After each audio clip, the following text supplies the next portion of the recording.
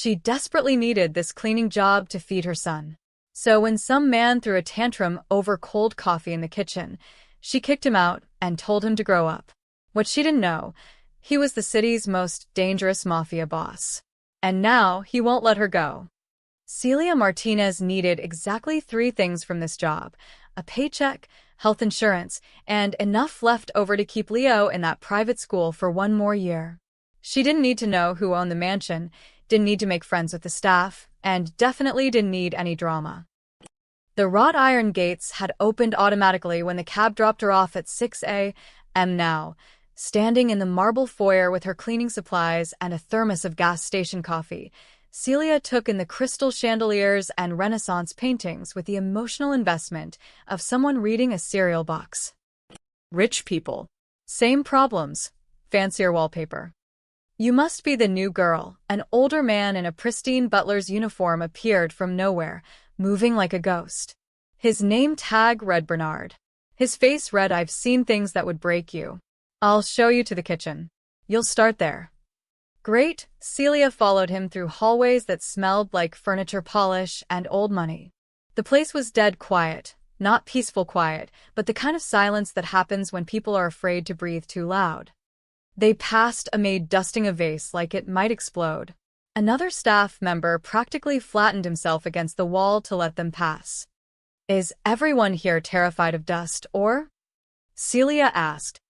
Bernard's expression didn't change. You'll understand soon enough. 3 rules. Don't ask questions.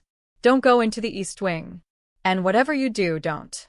A crash echoed from somewhere ahead, followed by a man's voice roaring words that would make a sailor blush. Bernard's face went gray. Oh no, not today. They rounded the corner into a kitchen the size of Celia's entire apartment. All stainless steel and marble countertops, with enough cooking equipment to run a restaurant. And in the middle of it stood a man in an expensive black suit, tie loosened, dark hair slightly disheveled, holding a coffee mug like he wanted to prosecute it for crimes against humanity. This is cold. He slammed the mug down. Coffee splashed across the counter. How many times do I have to? He spotted a trembling junior cook in the corner. You. Did you make this? The cook looked ready to faint.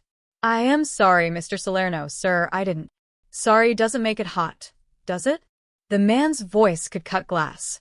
He was maybe 40, with the kind of sharp features and cold eyes that suggested he'd never heard the word no, and lived in a world where people jumped when he entered a room. Right now, he was having a meltdown over coffee like a toddler who'd been told he couldn't have candy. Celia had raised a 10-year-old through terrible 2s, 3s, and every age after. She recognized a tantrum when she saw one. Bernard grabbed her arm. Don't. Too late. Hey, Celia's voice cut through the kitchen like a referee's whistle. You. Suit. The man turned slowly, looking at her like she'd just appeared out of thin air. The kitchen went so quiet Celia could hear her own heartbeat. Excuse me? His voice dropped to something dangerous. You're excused, Celia said flatly, setting down her cleaning supplies. Out. My kitchen. Now. Time stopped. Somewhere, a spatula clattered to the floor. Bernard made a sound like a dying animal. The man in the suit blinked. Once. Twice. Like his brain was buffering. Your kitchen? I'm the new head maid, which means this, Celia gestured around, is my responsibility. And I'm not cleaning up after your little temper tantrum over lukewarm coffee. So she pointed at the door. Out. Come back when you can act like a grown man. The silence that followed could have suffocated someone. Every person in that kitchen looked like they were watching a car crash in slow motion, horrified, unable to look away, already mourning the victim. The man stared at Celia. His jaw tightened. His hands flexed. She crossed her arms and stared right back, utterly unbothered. Then something impossible happened. The corner of his mouth twitched. His shoulders started shaking. And Victor Salerno, the most feared mafia boss on the East Coast, a man who'd allegedly once made a rival disappear for interrupting his dinner, threw his head back and laughed. Not a polite chuckle. A real, full-body laugh that echoed off the kitchen walls, the kind of laugh that sounded rusty from disuse. "Oh my God," he wheezed, actually wiping his eyes. "Oh my," another wave of laughter. "You have no idea."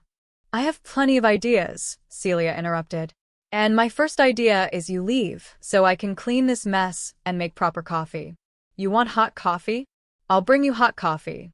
But you don't get to throw tantrums in my workspace. That's the deal." Victor's laugh faded into something that looked almost like wonder. He studied her face like he was trying to figure out if she was real. "What's your name?" "Celia." "Celia," he tested it out, still smiling. "Celia just fired me from my own kitchen." "I didn't fire you. I'm giving you a timeout." "There's a difference." Another crack of laughter. Then, to everyone's shock, Victor Salerno straightened his tie, nodded once, and walked toward the door. He paused in the doorway, looked back at Celia, and said, "I like my coffee black. 2 sugars." "And Celia?" "What?" "Welcome to the family." He left. The kitchen remained frozen for exactly 5 seconds.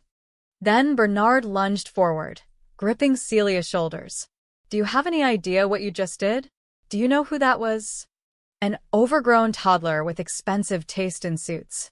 "That was Victor Salerno." "Victor Salerno?" Bernard looked ready to pass out. "The Victor Salerno.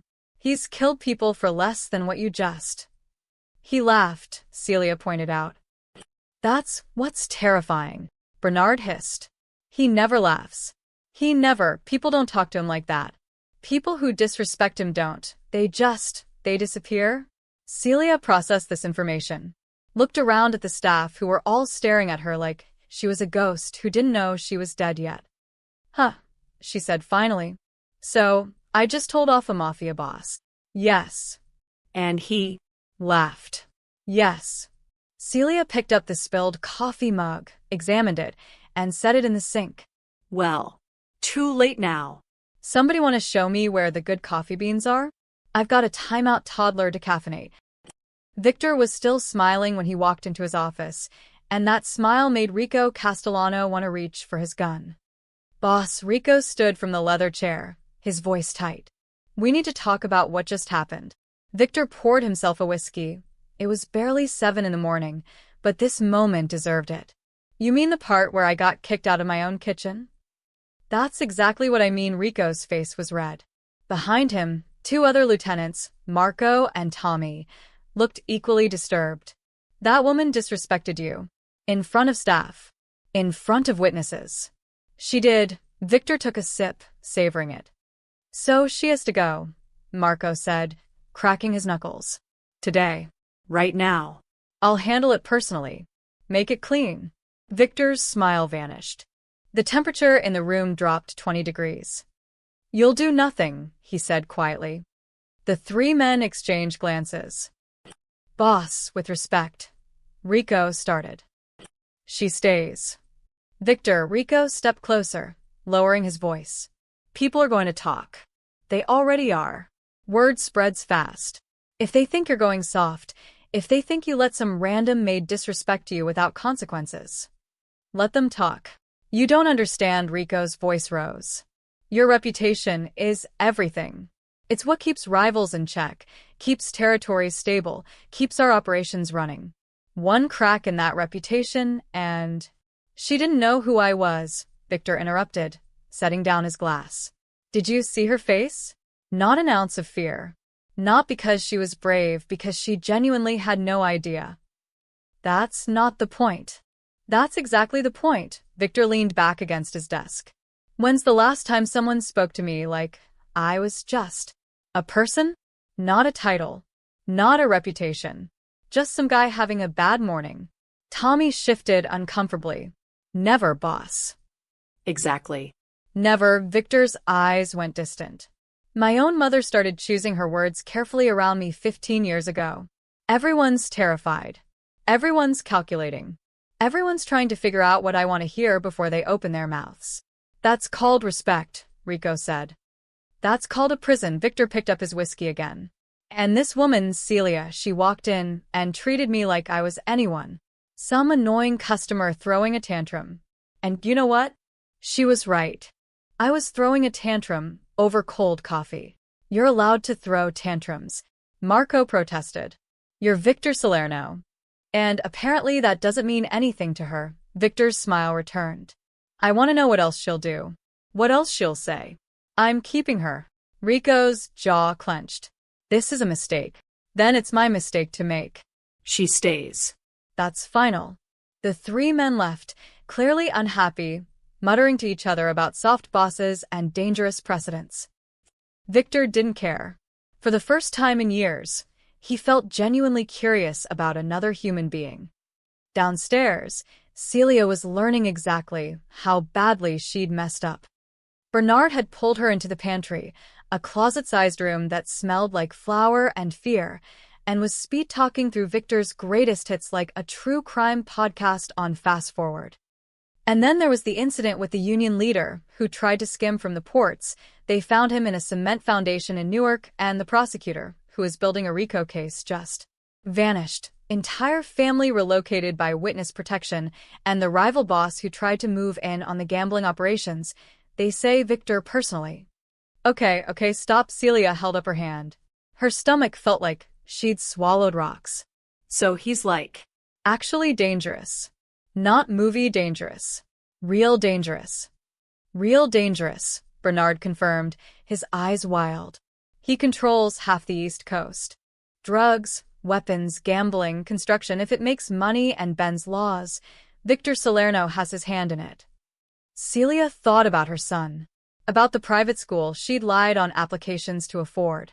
About the scholarship interview next week that could change everything. She thought about the man who'd laughed in her kitchen. He seemed nice when he left, she offered weakly. Bernard made a noise like a strangled cat. Nice? Nice? Celia, he's a killer. He's ended people for smaller slights than what you just did. The fact that he laughed doesn't mean. Does he hurt staff? Bernard paused. What? His own staff. Does he hurt them? Kill them for mistakes?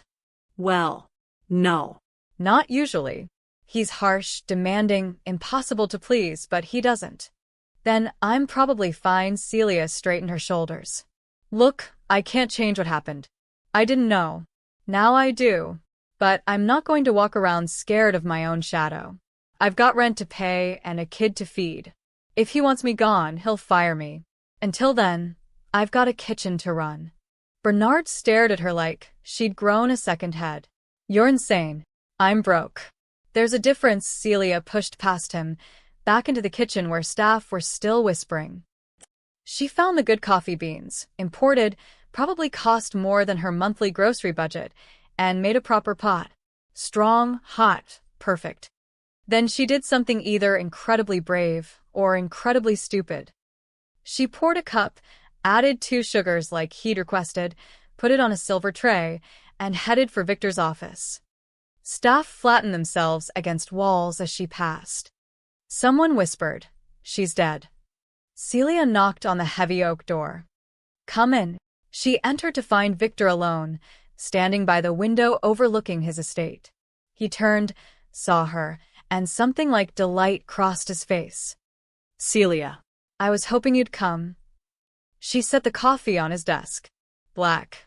2 sugars. Like you asked. He picked it up, took a sip, and closed his eyes. Perfect. Good. Next time, try asking nicely instead of throwing things.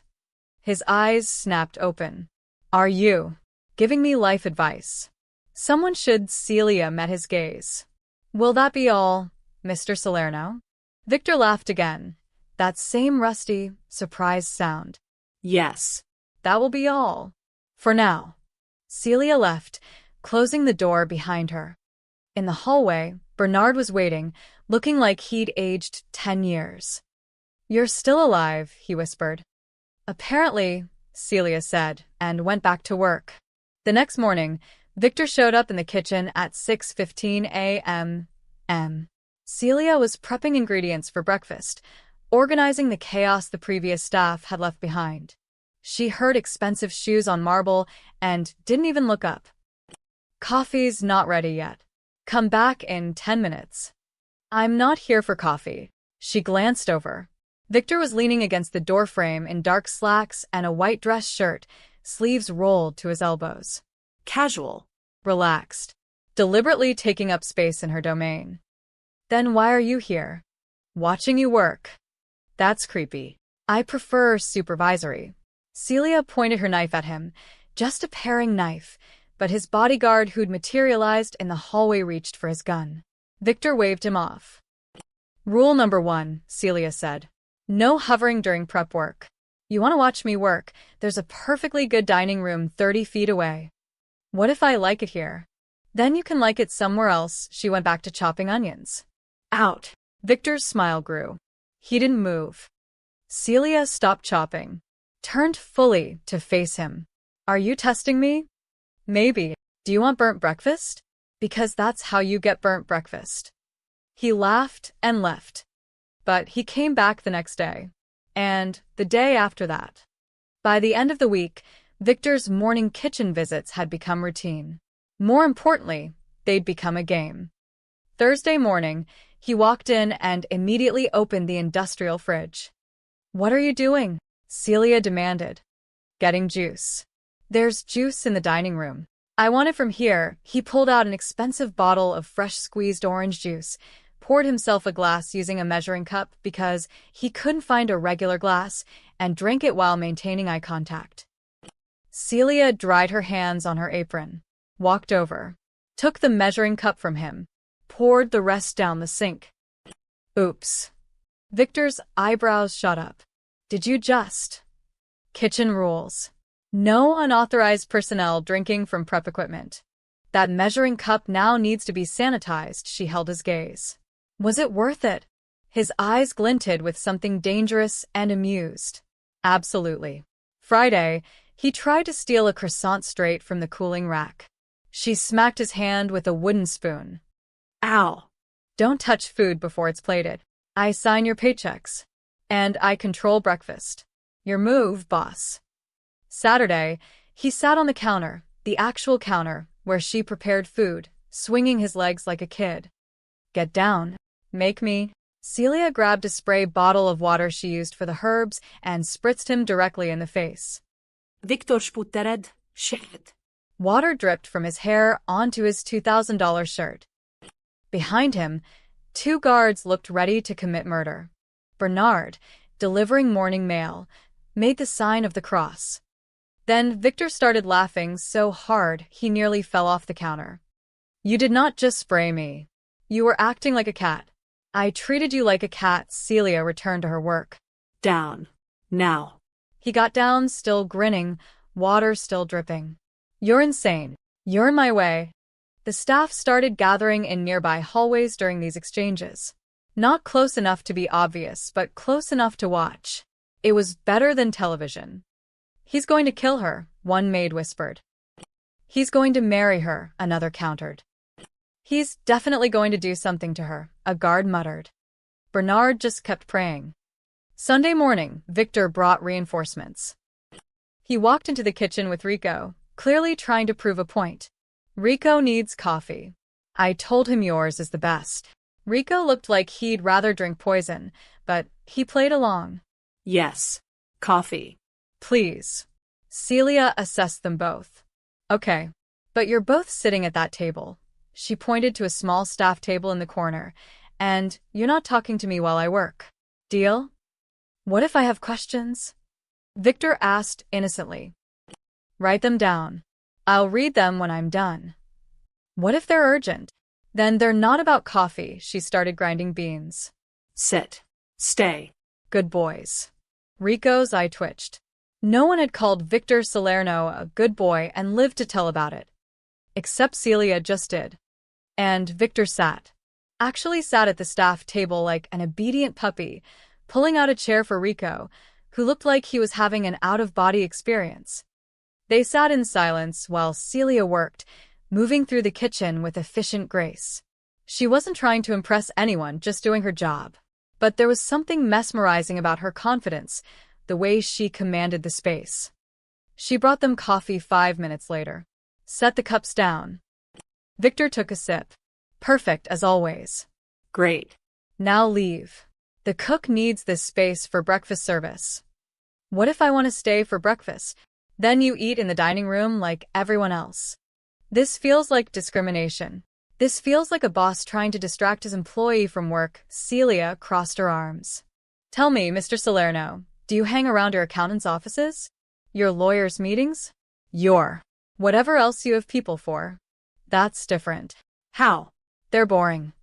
And I'm entertainment. Victor's smile turned into something softer. You're honest. It's refreshing. For just a second, Celia's armor cracked. She saw something real in his eyes. Not the dangerous mafia boss, but a lonely man who'd forgotten what genuine human interaction felt like. Then the moment passed. Flattery doesn't get you extra croissants, she said, but her tone was gentler. Dining room. Both of you. Before I spray you again. Rico stood so fast his chair scraped. I'll be in the car. He fled. Victor stood slowly, still holding his coffee. Same time tomorrow. Don't you have crimes to commit or something? I multitask. He headed for the door, then paused. Celia? What? Your kitchen rules. I like them. He left before she could respond. Celia stood there, wooden spoon in hand, feeling something she absolutely should not be feeling about her employer. Especially one who could make her disappear. God help me, she muttered, and got back to work. It started with the gardener. Marcus Webb had worked the Salerno estate grounds for 6 years.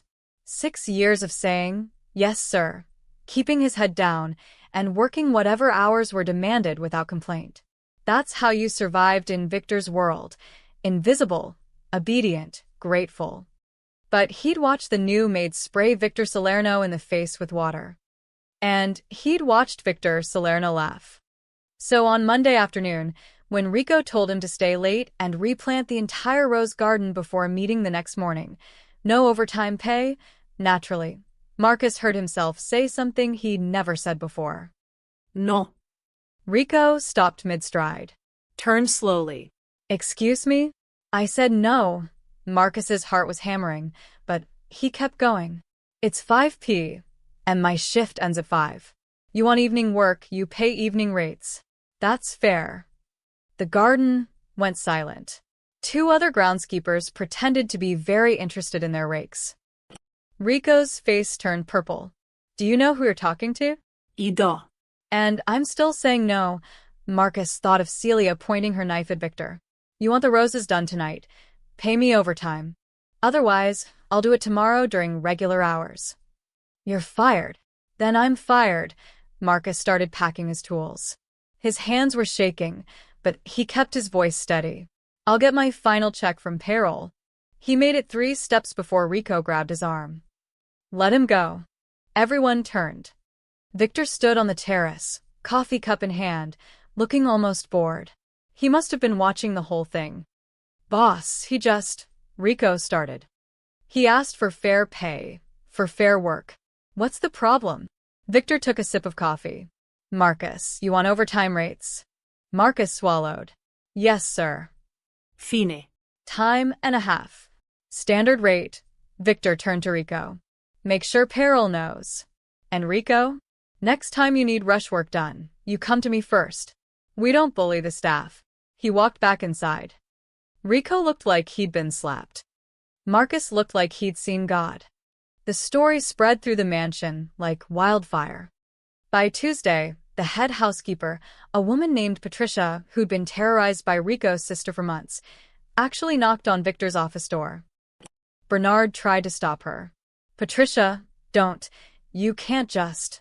Watch me, she knocked harder. Come in. Patricia entered. Victor was reviewing documents, didn't look up.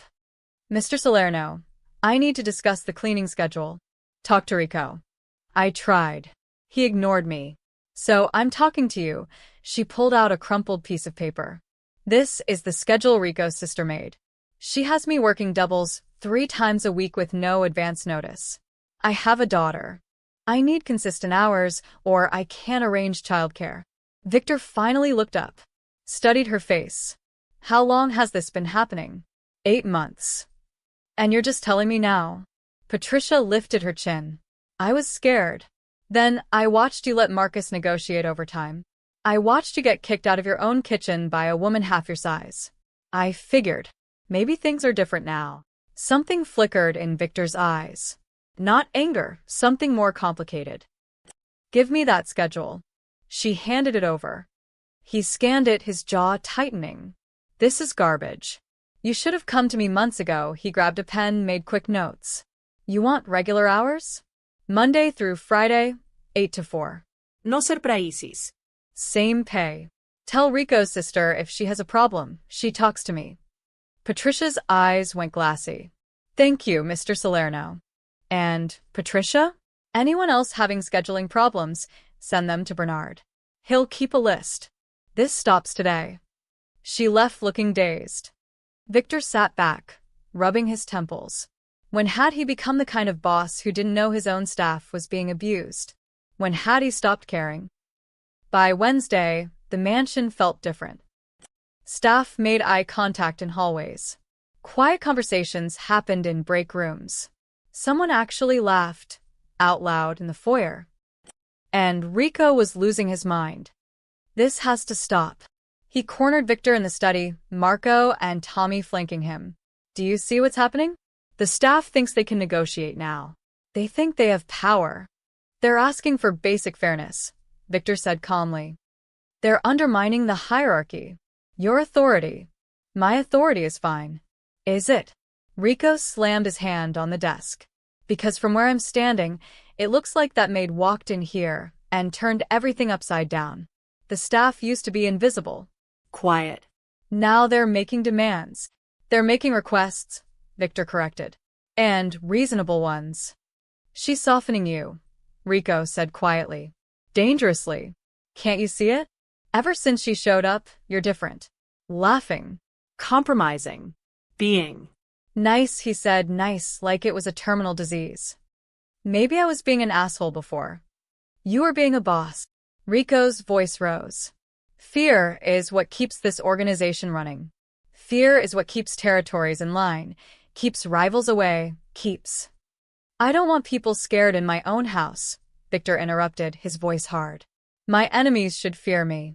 My staff should respect me. There's a difference. Since when?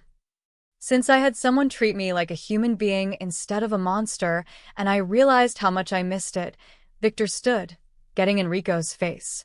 You want to challenge my decisions? Fine. But you do it privately, and you do it with respect. Otherwise, you can leave. Rico stepped back, shocked.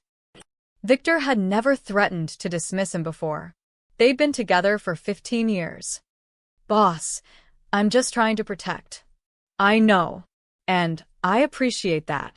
But this is my call. The household staff gets treated fairly. That's the new rule. You have a problem with that, you know where the door is. Rico left, stiff with anger. Marco Linegerth. Boss, the guys are talking. Some of them think. They think you're going soft. Let them think what they want. And if rivals hear about this? If they think you're vulnerable? Victor's smile turned cold. The old Victor, the dangerous one. Then they're welcome to try something. And I'll remind everyone exactly who I am. Marco nodded and left. Alone, Victor walked to the window. Down the garden, he could see Celia walking back from the greenhouse, probably getting fresh herbs for dinner. She was singing. He could see her lips moving, completely unaware of the earthquake she'd caused. She'd been here less than 2 weeks and had already revolutionized his household. Victor wasn't sure if that terrified or thrilled him. Possibly both. Celia left work at exactly 2:45 p.m. every day. Victor noticed because he'd started unconsciously tracking her movements, when she arrived, when she took breaks, when she left. Thursday afternoon, he watched from his office window as she hurried out the service entrance, checking her phone anxiously. She wore the same determined expression she had when kicking him out of the kitchen, but underneath it was something else.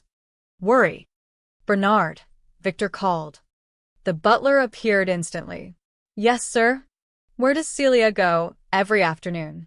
I believe she picks up her son from school, sir. She mentioned needing to leave by 3 when she was hired. She has a son? Yes, sir. 10 years old. The boy is why she took the position. Needed the income and health insurance. Victor processed this. She takes the bus.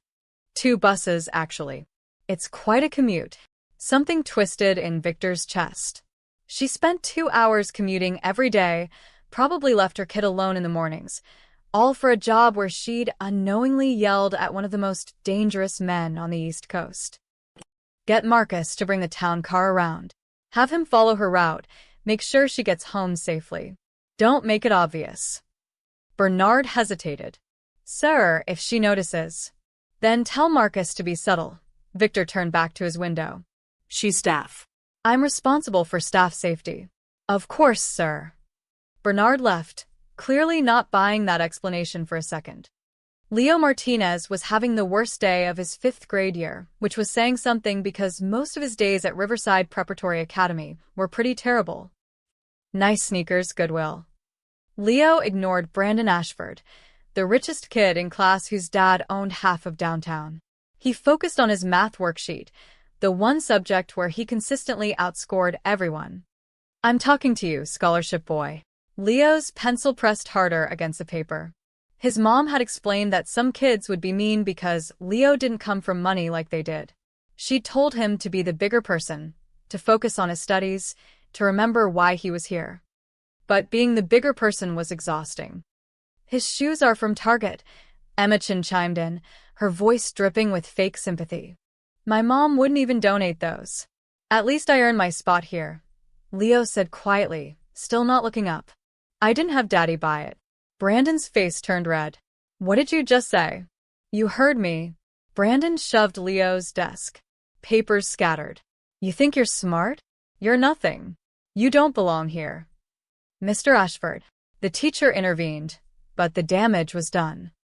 Leo gathered his papers with burning cheeks, counting down the minutes until 2:45 when his mom would be waiting outside with her tired smile and her questions about his day that he'd answer with lies. Celia spotted Leo immediately. He had that slumped posture he got when Brandon had been particularly cruel. Her heart squeezed. Hey, baby, she hugged him, and he let her, which meant it had been really bad. How was school? Fine. Lao. I don't want to talk about it, Mom. They walked to the bus stop in silence. Celia wanted to march back into that school and give those rich brats a piece of her mind, but she couldn't. Leo needed to stay in this school. The education was exceptional, and the scholarship interview next week could mean full tuition for middle school. They just had to survive until then. On the bus, Leo finally spoke. Mom, what does your new boss do? Celia tensed. Why do you ask? You've been weird about this job. You won't talk about it. I'm not weird. You're totally weird. Leo looked at her with those 2 old eyes. Is he a bad guy? He's complicated. That was putting it mildly. But he pays well, and the insurance is good. That's what matters. Brandon's dad says there are no honest ways to get rich. Brandon's dad is a hypocrite. Celia pulled Leo closer. Listen to me. People are complicated. Sometimes good people make bad choices. Sometimes bad people have good moments. The world isn't black and white. Which one is your boss? Celia thought about Victor's laugh, his dangerous smile, the way he defended Marcus. I'm still figuring that out. Victor was in his study when Marcus returned, looking uncomfortable. Well? She takes 2 buses, sir. Picks up her kid from Riverside Prep, fancy school, probably on scholarship. They go to a small apartment in Queens. Building's not in a great area. Lock on the front door looks broken. Victor's hands tightened on his desk. Riverside Prep? That's a 40-minute bus ride from here. Plus another 20 to her place, yes, sir. A widow, Bernard had mentioned. A widow with a 10-year-old son, working herself to exhaustion, living in a building with a broken lock, all so her kid could have opportunities she probably never had. And Victor had thrown a tantrum over cold coffee. Tomorrow, have a car ready for her at 2:30. Tell her it's a new staff benefit, transportation for those with children. She'll refuse, sir. Then make it a company policy. Non-negotiable. Victor pulled out his phone, texted his head of security. And get someone to fix that front door lock. Make it look like the landlord finally got around to it. Marcus's lips twitched into an almost smile. Anything else, sir? Find out what scholarship she's applying for. Quietly. Sir? Just do it. After Marcus left, Victor sat alone with his whiskey, thinking about a woman who faced him without fear but probably lay awake every night worrying about making rent. A woman who'd lost a husband. A woman who didn't know Victor had probably crossed paths with every criminal organization in the city at some point. A woman whose past he suddenly, desperately needed to understand. He opened his laptop and typed her full name into the secure database his people maintained. Celia Martinez. Queens, New York. Widow. The file loaded. Victor's blood went cold. Husband. Daniel Martinez. Deceased. Former soldier. Victor's crew. 8 years ago. The botched warehouse operation. The one that still kept Victor up some nights. 3 men dead, including Danny Martinez, young kid, barely 25, new to the organization. Caught in crossfire when a simple pickup turned into an ambush. Victor had sent flowers to the funeral, had authorized a small payout to the widow. He'd never followed up. Never checked if that widow had been left with a baby. Never imagined she'd walk back into his life 8 years later and kick him out of his own kitchen. Oh, Celia, Victor whispered to the empty room. What are you doing here? She knew. She had to know. She'd taken a job working for the man whose operation had gotten her husband killed. The question was, why? Revenge? Unlikely. She'd had a dozen chances to poison him by now. Desperation? More probable. Sometimes survival trumped vengeance. Or maybe, and this thought unsettled him most, maybe she'd made peace with what happened and truly didn't blame him. Victor needed answers. But asking would reveal that he'd been digging into her past. So he'd wait. Watch.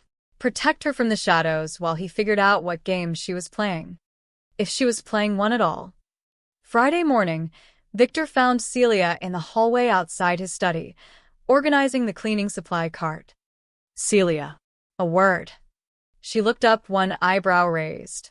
Is this about the coffee? Because I already told you. No. I need my office cleaned. She blinked. Okay. I'll add it to the rotation. Now. I need it clean now. He opened the door, gestured inside. Personal project. Needs immediate attention. Celia glanced at Bernard, who'd appeared from nowhere looking stricken. The butler made frantic cutting motions across his throat, the universal sign for abort mission. She looked back at Victor, who was watching her with unreadable dark eyes. Your office. Yes. The one everyone whispers about. The one nobody's allowed to enter. That's the one. She grabbed her supply caddy. Fine. Move. Victor's mouth twitched. He stepped aside. Behind her, Bernard made a sound like a dying whale. The office was exactly what she expected. All dark wood, leather furniture, and masculine intimidation. Floor-to-ceiling bookshelves lined 2 walls. A massive mahogany desk dominated the center. And along the far wall. Is that a gun cabinet? Celia asked. Yes, with actual guns. They're not decorative. Victor settled into his desk chair, clearly planning to watch her work.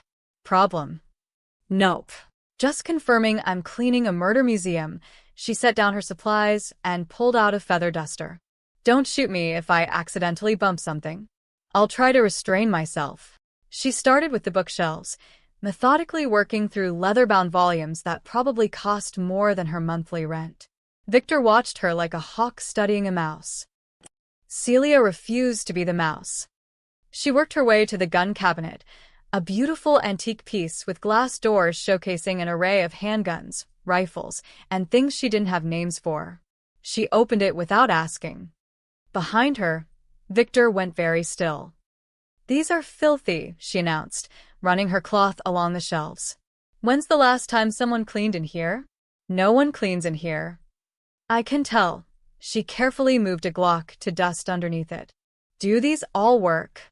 Yes. Ever use them? What do you think? Celia glanced back at him. He was leaning back in his chair, fingers steepled, expression carefully neutral. Testing her.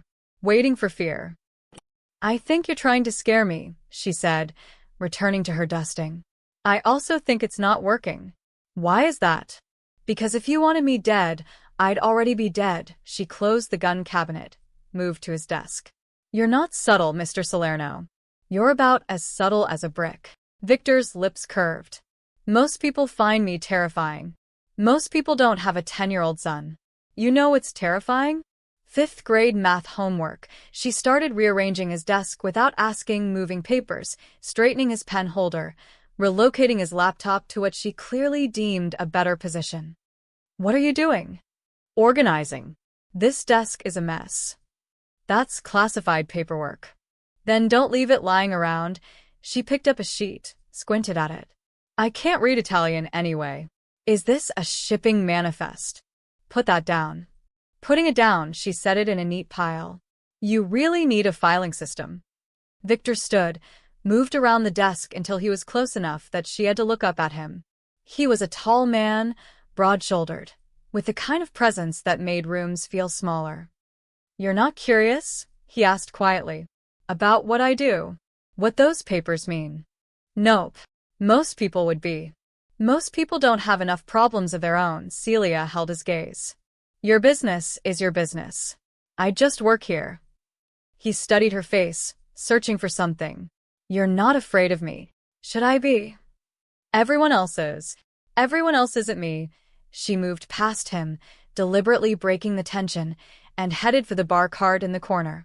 The crystal decanters filled with amber liquid caught the light. She picked one up, sniffed it, wrinkled her nose. Oh my God, what is this? Floor cleaner? Victor's jaw dropped. That's a 50-year-old scotch. It costs $3,000 a bottle. Then you got scammed. She set it down, picked up another. This one smells like a hospital. Do you actually drink this stuff or just collect it to look impressive? I drink it. Why? To punish yourself. She moved to the next decanter. Okay, this one's not terrible. What is it? Irish whiskey. 25 years. See, this is drinkable. She set it down. The rest is just expensive garbage. Victor stared at her. This woman, this maddening, impossible woman, had just insulted his taste in liquor, reorganized his desk, casually handled his firearms, and dismissed his entire intimidating aesthetic as not subtle. And she was completely, utterly sincere. Celia. What? Why did you take this job? The question clearly caught her off guard. Her hand paused on the whiskey decanter. I needed the money. I told you that. You knew who I was before you applied. It wasn't a question. Her shoulders tensed slightly, the first real sign of discomfort he'd seen. I knew the name, she admitted quietly. Didn't know the face until that first morning. But you knew the reputation. Everyone knows the reputation. She turned to face him fully. I also knew you pay 3 times what normal housekeeping jobs pay, and you offer health insurance. My son has asthma. Do you know what inhalers cost without insurance? So, this is just about survival. This is about being a mother. Her voice hardened.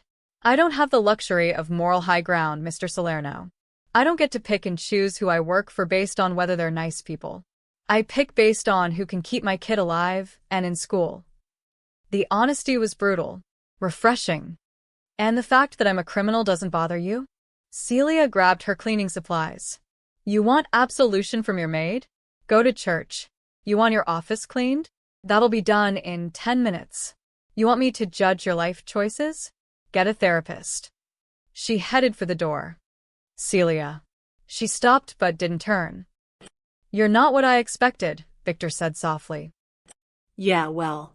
You're exactly what I expected. She glanced back, something complicated in her expression. A man who thinks fear and respect are the same thing. They're not. She left.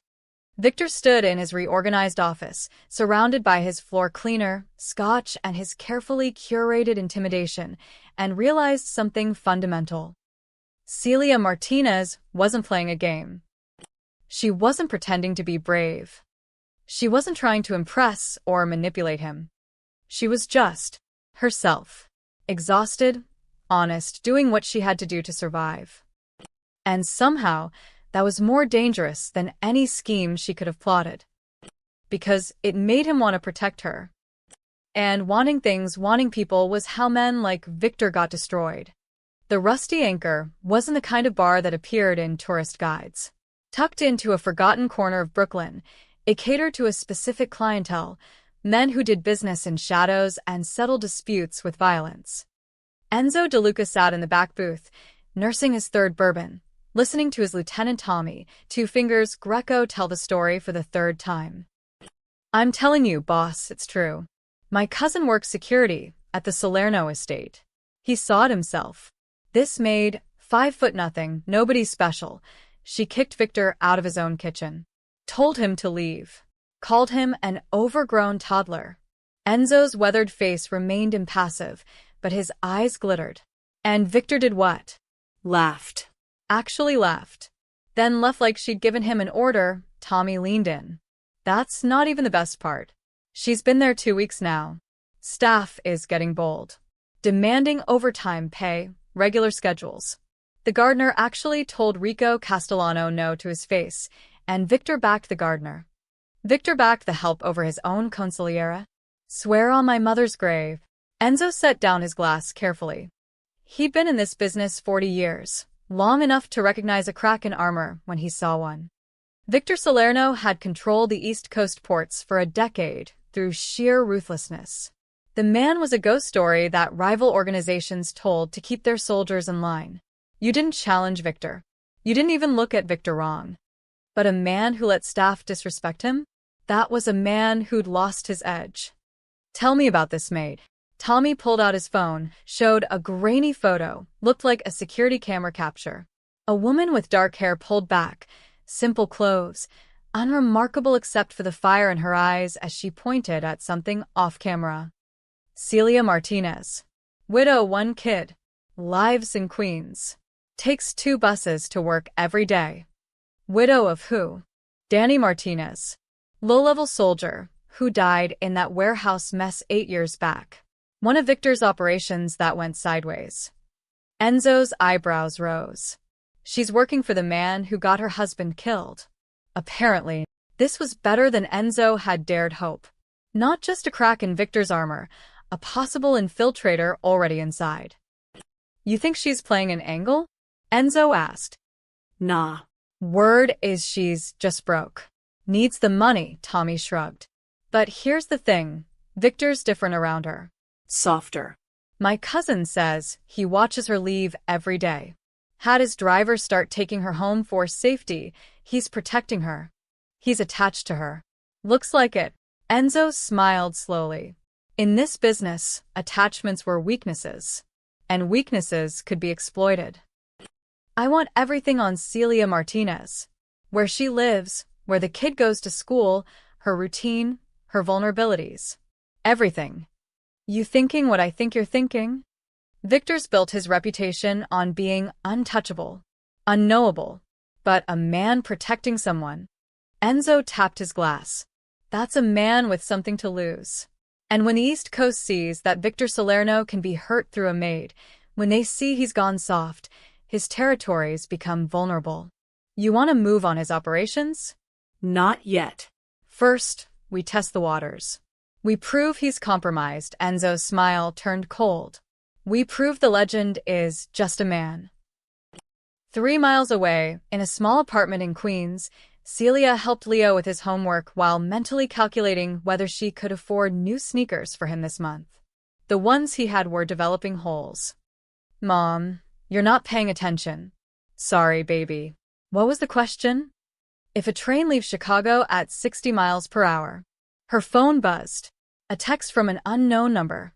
Carl will pick you up at 6 a.m. tomorrow. Company policy. Don't argue. There. Despite everything, she smiled. The man communicated through commands even in text messages. She typed back, I can take the bus. His reply was instant. You can. But you won't. See you tomorrow. Who's that? Leo asked, trying to peek. My boss. He's Persistent. Is he nice? Celia thought about Victor's dangerous smile, his gun cabinet, the way his entire household flinched at his presence. She thought about him laughing in her kitchen, defending Marcus, reorganizing his world to accommodate her schedule. He's complicated, she said finally. Like I told you before.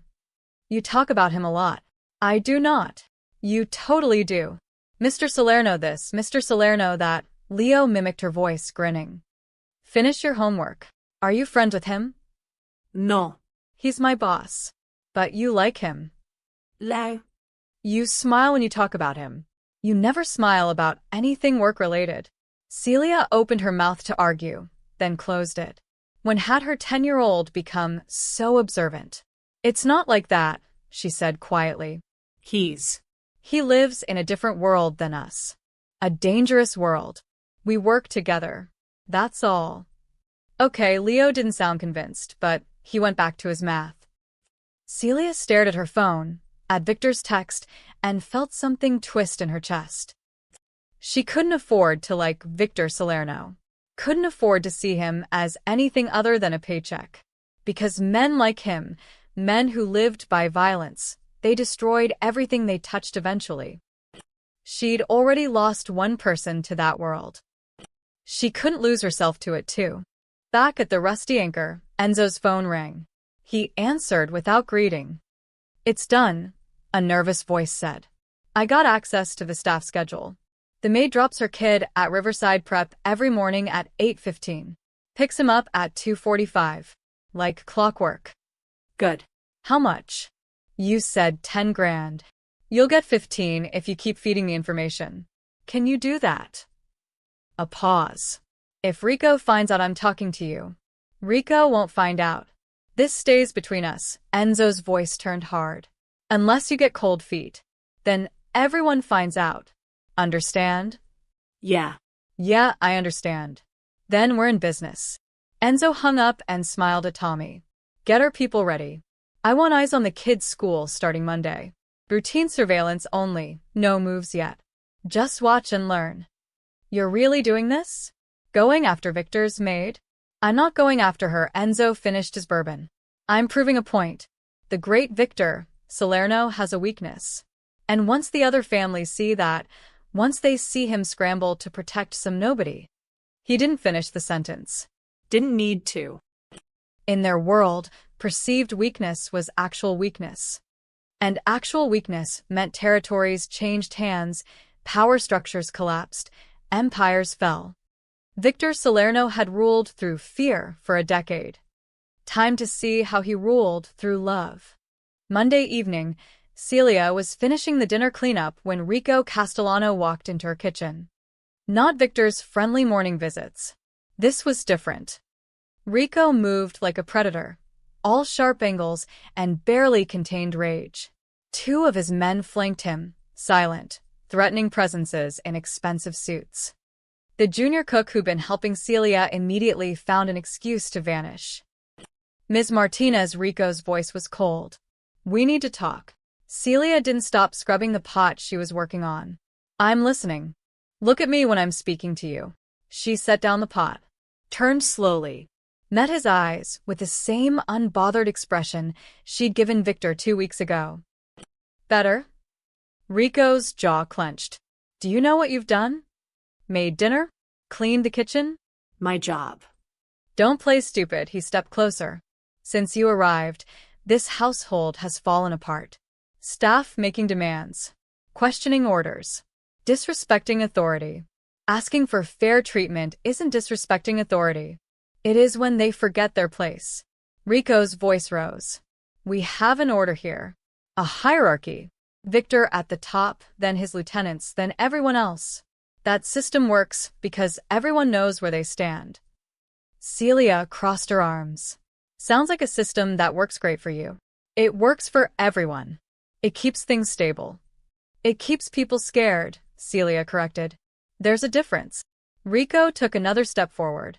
He was trying to intimidate her with his physical presence, a tactic that probably worked on most people. Celia had faced down an angry mafia boss over cold coffee. She'd raised a strong-willed 10-year-old through the terrible twos. Rico Castellano didn't even crack her top 10 most intimidating encounters. "You need to understand something," Rico said, his voice dropping to something dangerous. "Victor may find your little act charming, but I see through it. Your chaos. Your disruption.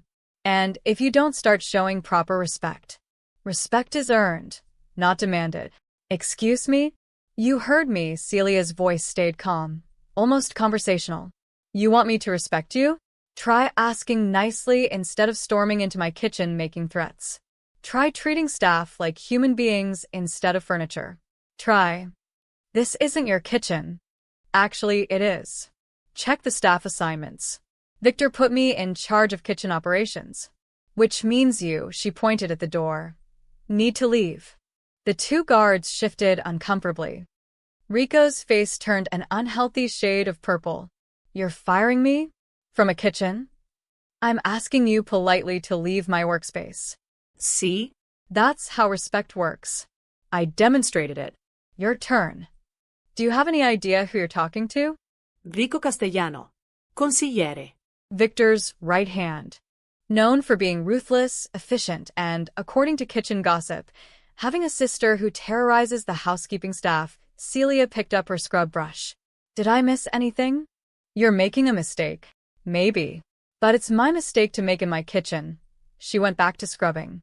"Doors that way." "Feel free to use it." For a long moment, Rico just stared. He wasn't used to this. People standing up to him, dismissing him, treating him like he was the problem instead of the solution. "Victor's protecting you now," he said quietly. "But that won't last forever. And when it ends..." "Is that a threat?"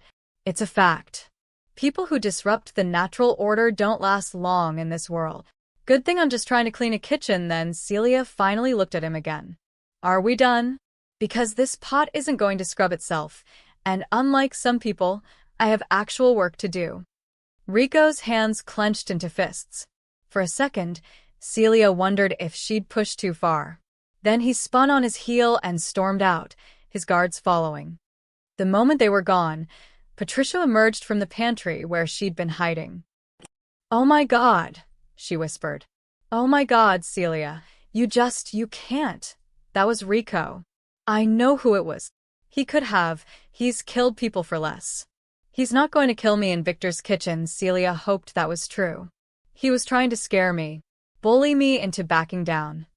And you kicked him out like a stray dog." Patricia started laughing, quiet, slightly hysterical laughter. "You treated Rico Castellano like a stray dog." From the hallway, Celia heard whispers, realized at least half a dozen staff members had been listening. Someone started clapping, slowly at first, then others joined in. Bernard appeared in the doorway, looking torn between pride and absolute terror. "Celia, that was either the bravest or stupidest thing I've ever witnessed." "Probably stupid," Celia admitted. "But I meant what I said. He doesn't get to come in here throwing his weight around. You know he's going to retaliate. Let him try." She went back to her dishes, ignoring the trembling in her hands. "I've got pots to scrub." The staff slowly dispersed, but Celia could feel something had shifted. They weren't just watching anymore. They were choosing sides. In Victor's study, Rico burst in without knocking. "She has to go. Today. Right now." Victor looked up from his paperwork. Who? "You know exactly who. That maid just kicked me out of the kitchen." Me. "She treated me like she treats me?" Victor's lips twitched. "This isn't funny. She's undermining everything we've built. The staff thinks they can challenge us now. They think they have power. They think they have basic rights. That's not the same thing. It leads to the same place, chaos." Rico slammed his hands on the desk. "You need to fire her. Make an example. Show everyone that insubordination has consequences." No. "Victor." "She stays, Rico. I've told you this." Victor's voice hardened. "And, before you argue, let me ask you something. When was the last time you actually listened to what staff needed?" When was the last time you treated them like people instead of tools? They are tools. That's the point. They serve us. We pay them. Everyone knows their role. And you wonder why they're unhappy, Victor stood. Maybe Celia's right. Maybe respect needs to be earned. Rico stepped back like he'd been slapped. She's changing you. Can't you see it? The woman shows up and suddenly you're questioning everything, soft on staff, letting people talk back. I'm questioning whether fear is the only way to lead. It's the best way to lead. It's kept you alive, kept our operations running, kept rivals in check for 10 years. And it's made my own home feel like a prison.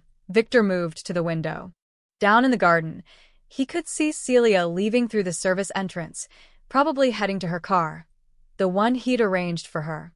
She's not changing me, Rico. She's reminding me I'm human. In our world, that's a weakness. Maybe. Or maybe it's the only thing that keeps us from becoming monsters. Victor turned back to his consigliera. She stays. That's final. And if you go near her again trying to intimidate her, we're going to have a problem. Rico's eyes widened. You're choosing her over me? I'm choosing to run my household the way I see fit. You have a problem with that. There's the door. For the second time that day, Rico Castellano was dismissed from a room. He left rigid with fury, already planning his next move. If Victor wouldn't see reason, maybe he needed a reminder of what happened when you let sentiment cloud judgment. Maybe he needed to see exactly what kind of danger Celia Martinez represented. Tuesday at 2:43 p.m., Leo Martinez walked out of Riverside Preparatory Academy with his math homework tucked under his arm and absolutely no idea that 3 men in a black SUV had been watching him for the past hour. Marcus, Victor's driver, sat in the town car 50 yards away, engine idling, checking his watch. Ms. Martinez had texted that she'd be 2 minutes late. Heavy traffic on the expressway. Leo stood under the school's front awning, waiting. Other kids streamed past him toward expensive cars driven by nannies and parents. Brandon Ashford made a point of bumping Leo's shoulder on the way to his mom's Range Rover. See you tomorrow, scholarship boy. Leo ignored him, pulling out his phone to text his mom that he was waiting. He didn't notice the black SUV pulling up to the curb. But Marcus did. Something was wrong. The vehicle stopped too close to Leo. Wrong angle. Wrong body language from the driver. Marcus's hand moved to the gun in his shoulder holster. The SUV's back door opened. Leo Martinez? A man in a dark jacket stepped out, smiling like a friendly uncle. Your mom asked me to pick you up. Traffic's bad. She's running late. Leo frowned. My mom didn't. She texted me. Come on, kid, let's go. She's worried. Marcus was already out of the car, moving fast. Leo took a step back. I don't know you. Smart kid. The man's smile turned cold. But we're doing this the easy way or the hard way. He lunged. Leo screamed. Marcus pulled his gun. Back off. Everything happened at once. 2 more men jumped from the SUV. One pulled a weapon. Parents screamed, grabbing their children. The school's security guard fumbled for his radio. Marcus fired a warning shot into the air. Get away from the kid. The first man had Leo by the arm. Leo twisted, bit down hard on the man's hand. Little bastard. Marcus tackled the man, both of them crashing to the pavement.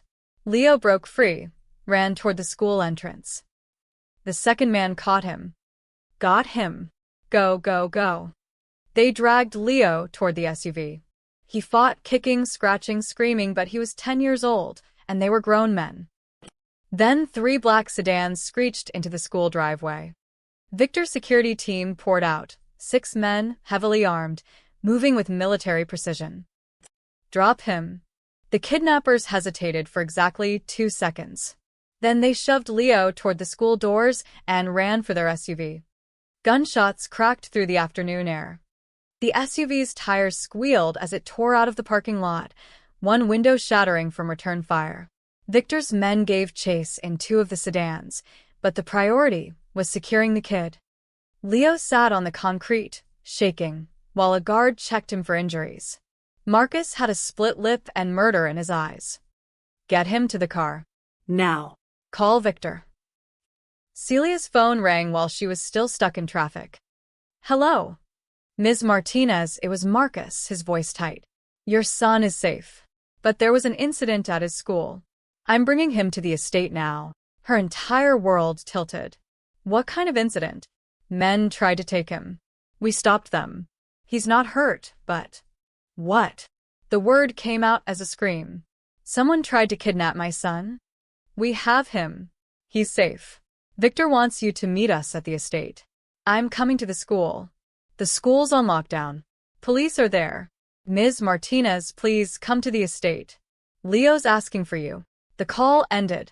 Celia sat in gridlocked traffic, her hands shaking so badly she could barely grip the steering wheel. Someone had tried to take her baby. Someone had put their hands on Leo. Because of her. Because she worked for Victor Salerno. The fear crystallized into something else. Rage. She walked into Victor's mansion 40 minutes later, like a hurricane. Staff scattered. Bernard tried to intercept her. Ms. Martinez, Leo's in the kitchen with. She shoved past him. Leo was sitting at the kitchen table, wrapped in a blanket, drinking hot chocolate. He looked small, scared, but alive. Mom.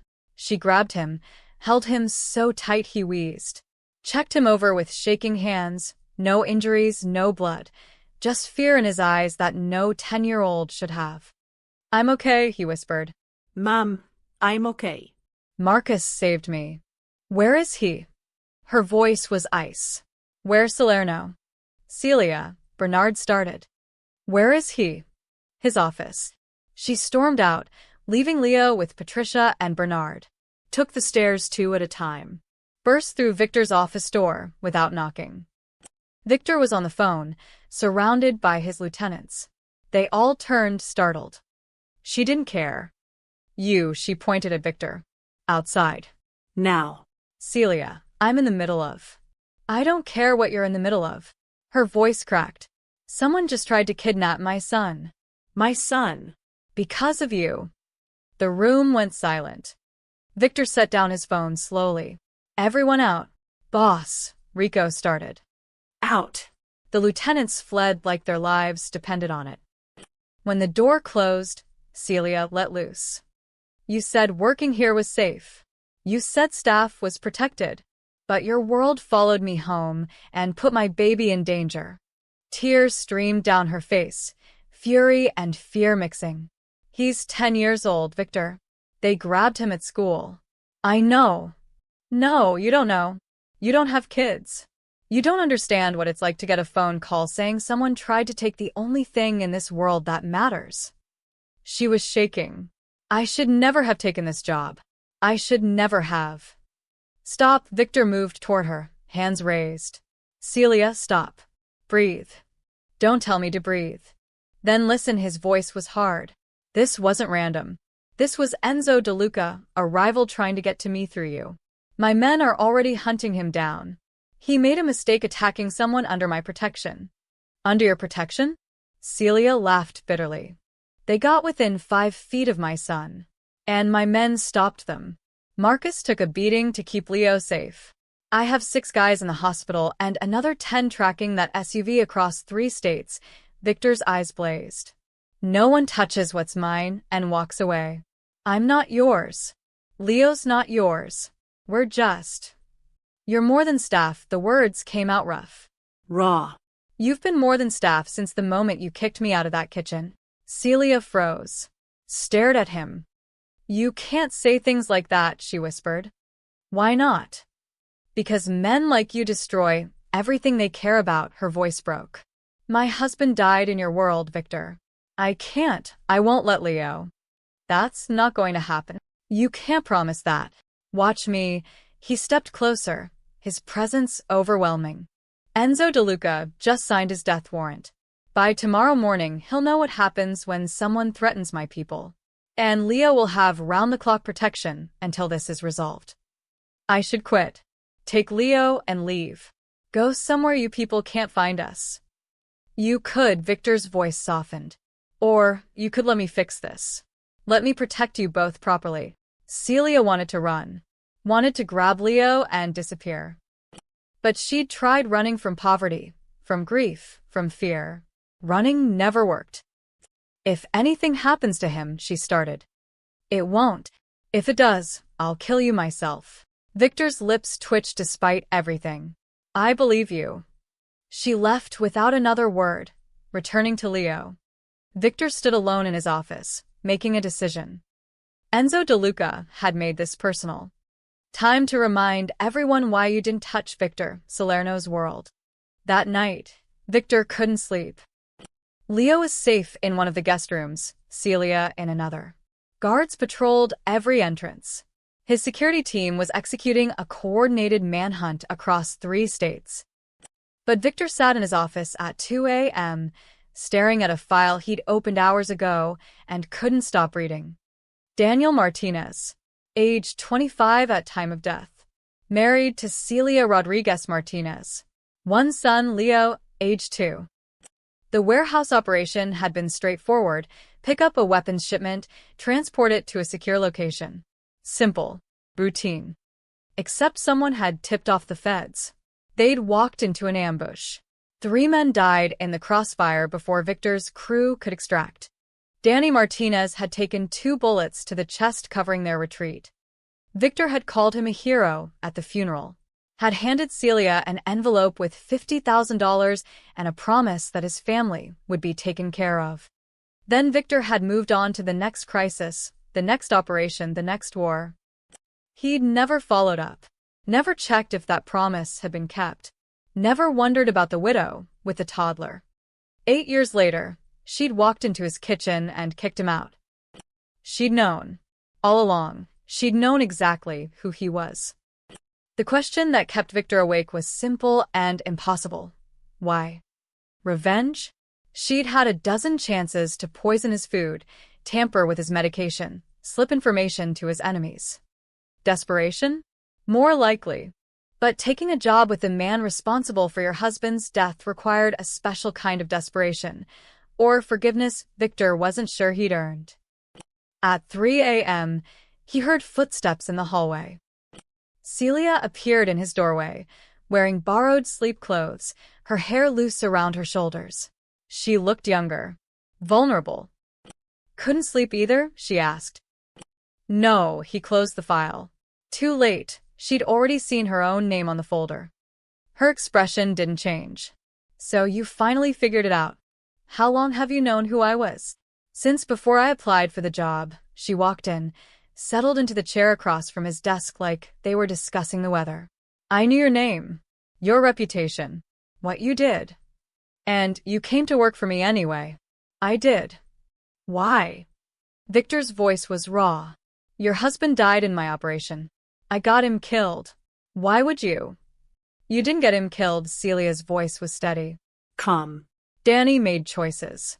He knew the risks when he joined your crew. He knew what world he was entering. That doesn't make it okay. No. It doesn't. She looked at him directly. But it makes it his responsibility, not just yours. Victor stood, paced to the window. I should have followed up. Should have made sure you were taken care of. I gave you money at the funeral and just forgot. You didn't forget. You moved on. That's what people like you do. No accusation in her voice. Just fact. The $50,000 helped. Covered the funeral, gave me time to figure out my next move. But money runs out, Victor. Especially with a kid. So you took a job with me out of desperation. I took a job that paid 3 times the market rate and offered health insurance my son desperately needed. She leaned back. Was I supposed to let Leo suffer because of pride? Because of anger at a man I'd never met? Most people would. Most people have the luxury of choices. I don't. Celia's eyes never wavered. You want me to hate you? Fine. I'll hate you on my own time. But when I'm standing in your kitchen making your coffee, I'm just doing my job. How can you separate it like that? Practice. Necessity. She stood, moved to stand beside him at the window. You think you're the first powerful man I've had to swallow my feelings around? I've smiled at landlords who gouged my rent. Thanked teachers who looked down on my son for being poor. Worked for managers who sexually harassed me because I needed the paycheck. Victor's jaw clenched. Did anyone hear? No. Your staff is professional. That's not the point, she turned to face him. The point is I survive, Victor. That's what I do. I put Leo first and I survive. Your guilt doesn't change my rent. Your remorse doesn't pay for inhalers. So yes, I took a job with the man whose operation got my husband killed. Because that man pays well. The honesty was brutal. Beautiful.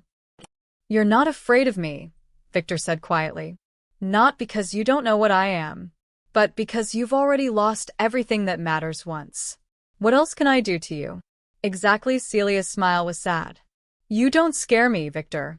You're just a man who eats in my kitchen. A man who throws tantrums over cold coffee. A man who, despite everything, seems lonely. I'm a killer. Probably. But you're also the guy who defended his gardener's right to overtime pay. Who arranged a car service, so I wouldn't take 2 buses. Who's currently losing sleep over whether you failed my husband 8 years ago. She reached out, touched his arm lightly. You're complicated. I told Leo that. I didn't lie. Victor looked at her hand on his arm. Such a simple touch. When was the last time someone had touched him without fear or calculation? Celia, Don't, she pulled her hand back. Don't apologize for Danny. He made his choices. Don't promise to protect me. You've already proven you will, even though it makes you a target. And definitely don't tell me how you feel about me, because we both know where this is going and neither of us can afford it. Where is it going? She met his eyes, and for the first time, he saw her armor crack completely. Saw fear and want and resignation. Somewhere dangerous, she whispered. For both of us. I don't care. You should. Men like you don't get happy endings, Victor. And women like me can't afford to bet on fairy tales. She headed for the door. Get some sleep. Tomorrow you're going after Enzo, and I need to figure out what to do about Leo's school. Celia. She stopped but didn't turn. Thank you, Victor said, for telling me the truth.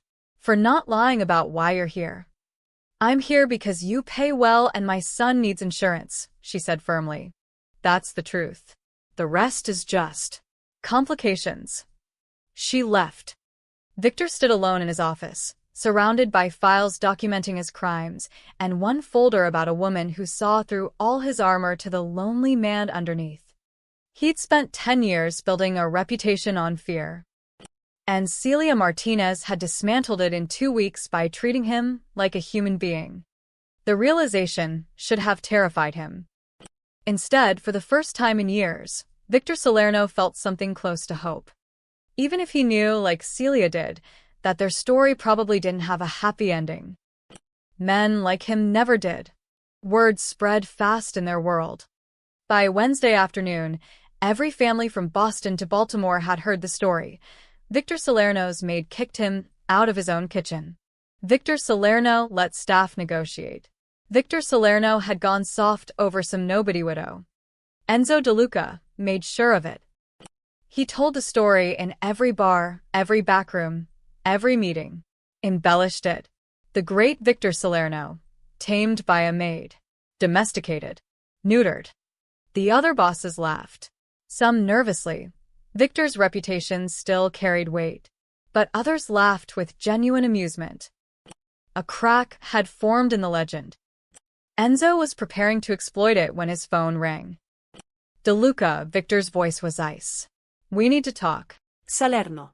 Heard you've been busy playing house. Heard you tried to kidnap a 10-year-old boy. That's low, even for you. Don't know what you're talking about, Enzo smiled at his lieutenants. But I'm hearing interesting stories about you. About how you've lost your edge. Then let's settle this. You and me. Neutral ground. Why would I do that when I can just wait for you to collapse from within?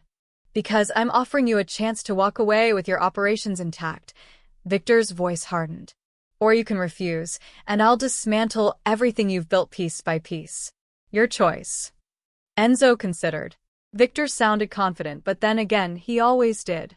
And if Victor was desperate enough to offer a meeting, maybe the rumors were true. Maybe he was vulnerable. The old warehouse on Pier 9. Tomorrow noon. You, me, and 2 men each. Done. The call ended. Enzo looked at Tommy. Get everyone ready. Victor wants a meeting? We'll give him a funeral. Thursday morning, Celia found Victor in his office, loading guns. You're going after him. Yes. And you're probably walking into a trap. Victor smiled. Definitely walking into a trap. Then why go? Because Enzo needs to believe I'm desperate. Weakened. It's the only way he'll get careless. He holstered a pistol. He'll bring more men than agreed. He'll try to kill me in what looks like a fair fight. And when he does, my team will be ready. You're using yourself as bait. I'm using his arrogance against him. Victor checked his watch. I need you to do something for me. If you're about to ask me to stay here safe while you go get killed, I need you to make a delivery. Celia blinked. What? Enzo's expecting a confrontation. Violence. What he's not expecting is a complication, something that disrupts his focus for just a few seconds. Victor pulled out a folder. This is a catering order for Pier 9. Your company, the mansion, is delivering lunch to a construction crew allegedly working there. Routine delivery. Nothing suspicious. You want me to deliver sandwiches to your shootout. I want you to walk in at exactly 12:15, announce you're there with a catering delivery, and act confused about why there are men with guns. He met her eyes. Enzo's never seen you in person. His men will hesitate, can't shoot a civilian caterer in broad daylight with witnesses around. That 3-second hesitation is all my team needs. This is insane. Completely. I could get killed. You'll have a wire and 6 of my best men in position. If anything goes wrong, you drop the food and run. They'll extract you. Celia stared at him. You're asking me to voluntarily walk into a Mafia confrontation. I'm asking if you trust me to keep you safe. She should say no. Should refuse. Should tell him to find another way. Instead, she thought about Leo's scared face. About Enzo's men grabbing her son. About how many other people Enzo would hurt if Victor didn't stop him. What time do I need to be there? Victor's expression shifted. Surprise, admiration, concern all at once. Celia. You're not the only one who can be brave and stupid. She took the folder. 12:15, Pier 9. I'm a confused caterer. Got it. The warehouse was exactly what Celia expected. Concrete, rusted metal, dramatic shafts of light through broken windows. Very cinematic for a murder. Victor stood in the center with Marcus and another guard.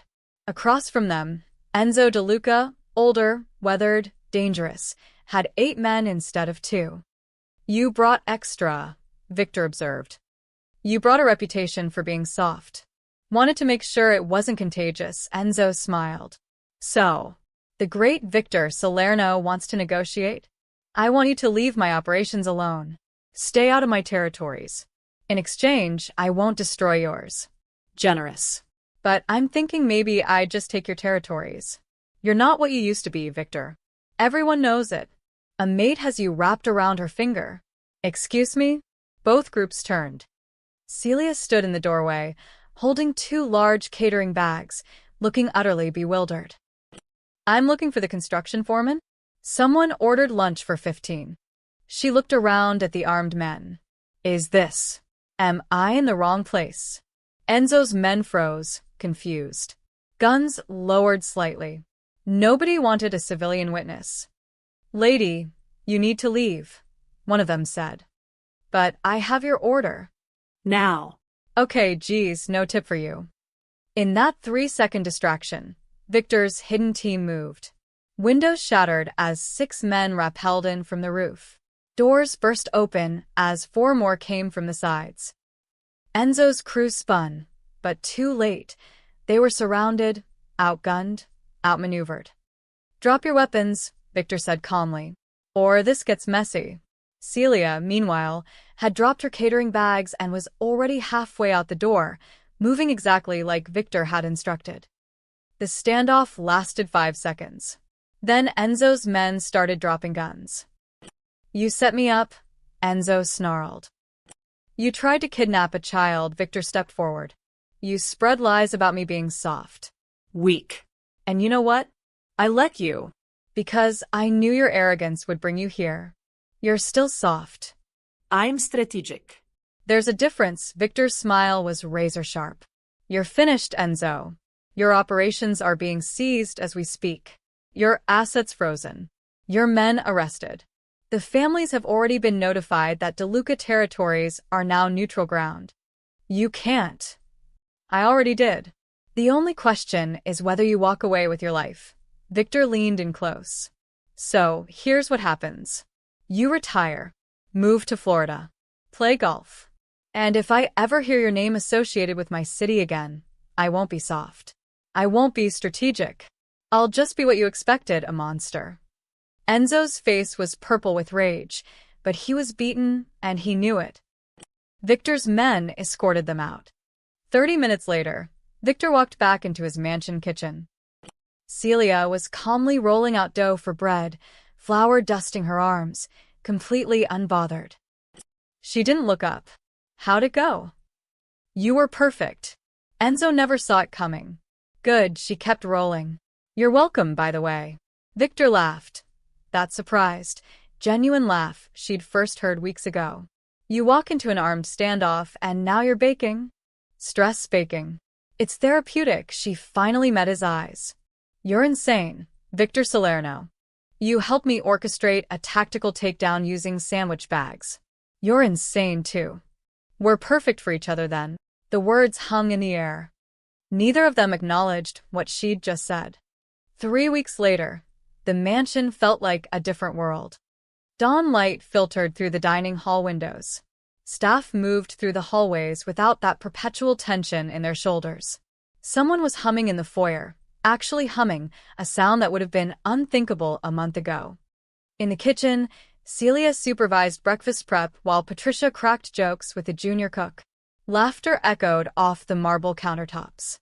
Your coffee, boss. Bernard delivered Victor's morning cup with significantly less terror than before.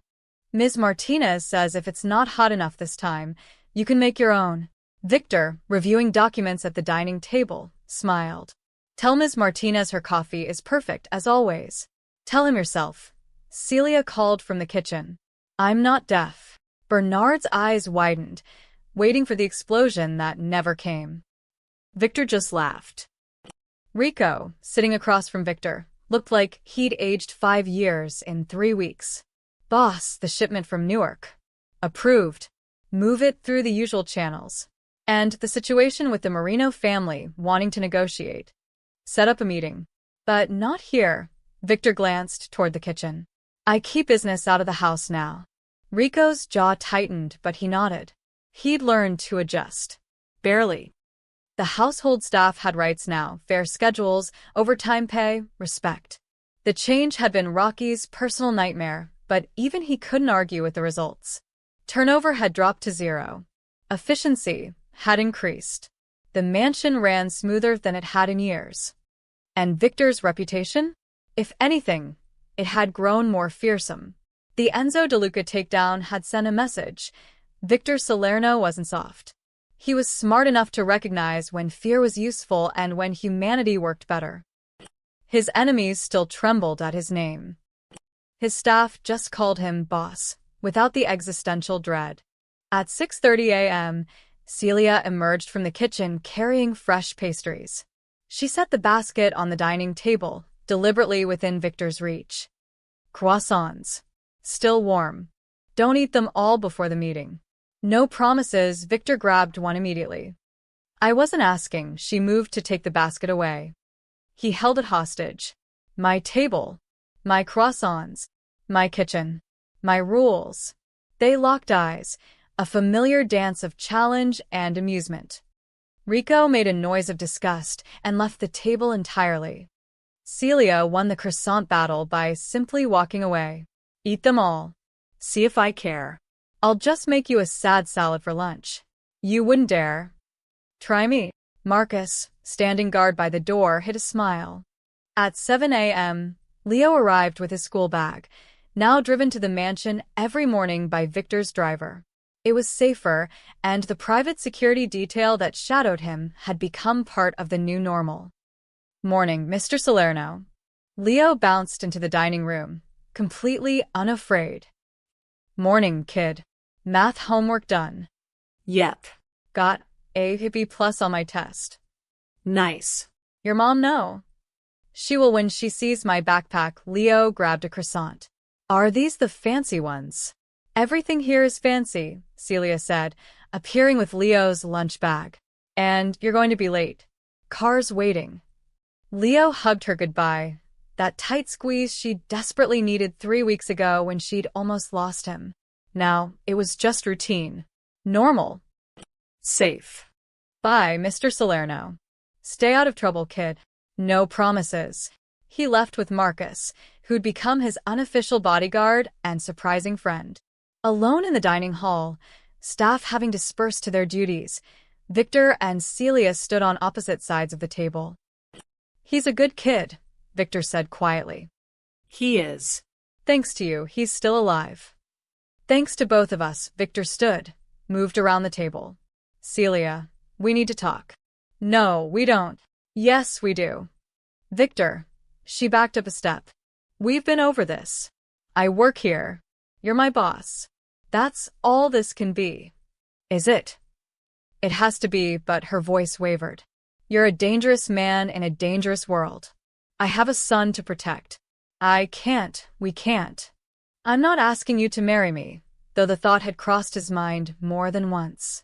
I'm asking if you ever feel what I feel. When we're in the same room, when you're deliberately annoying me just to see if I'll laugh. Celia's defenses cracked. Every single day. Then why? Because I'm scared the admission came out raw. Not of you. Of this. Of caring about someone in your world again. Of losing again. She met his eyes. I've already buried one person I loved because of this life. I can't do it twice. Victor moved closer, stopped just short of touching her. I can't promise safety. I can't promise forever. But I can promise that right here, right now, you and Leo are the most protected people on the East Coast. And that every morning I wake up, the first thing I think about is whether you're going to kick me out of your kitchen again. Despite everything, Celia smiled. You're such a disaster. I'm your disaster. Presumptive. He kissed her. Quick, soft, a question more than a demand. She didn't pull away, didn't slap him, just stood there for a moment after, eyes closed, processing. This is a terrible idea, she whispered. Completely. I'm still not quitting my job. Wouldn't dream of asking. And if you ever throw another tantrum over cold coffee, you'll kick me out of the kitchen. I know, he smiled. I'm counting on it. She opened her eyes and Victor saw everything there. Fear and want, resignation and hope, past grief and possible future joy all tangled together. We're taking this slow, she said firmly. Glacially slow. And you're still sleeping in your own wing. For now. And if Rico gives me any trouble, I'll fire him before you finish the sentence. Celia laughed. That real, genuine laugh he'd worked so hard to earn. You're impossible. You're difficult. We're perfect for each other. Finally, something we agree on. She pushed past him, heading back to the kitchen. At the door, she paused. Same time tomorrow, Mr. Salerno? Wouldn't miss it, Ms. Martinez. Good. Because someone needs to keep you in line. She disappeared into her kingdom. Victor stood alone in the dining hall, surrounded by morning light and the distant sound of staff actually enjoying their work, and realized something profound. For 10 years, he'd ruled through fear. Now, he couldn't even control his own breakfast schedule without permission from a 5-foot-tall maid who'd walked into his life and casually dismantled everything he thought he knew about power. Victor Salerno, feared by criminals across the eastern seaboard, respected by families from Boston to Miami, had finally met his match. And she just threatened him with a sad salad. He smiled. From the kitchen, Celia's voice rang out. And stay out of my croissants. They're my croissants. Not anymore. Bernard, passing through the hallway, shook his head. The great Victor Salerno, he thought, brought to his knees by a maid with a wooden spoon and zero respect for authority. It was the most beautiful thing he'd ever witnessed.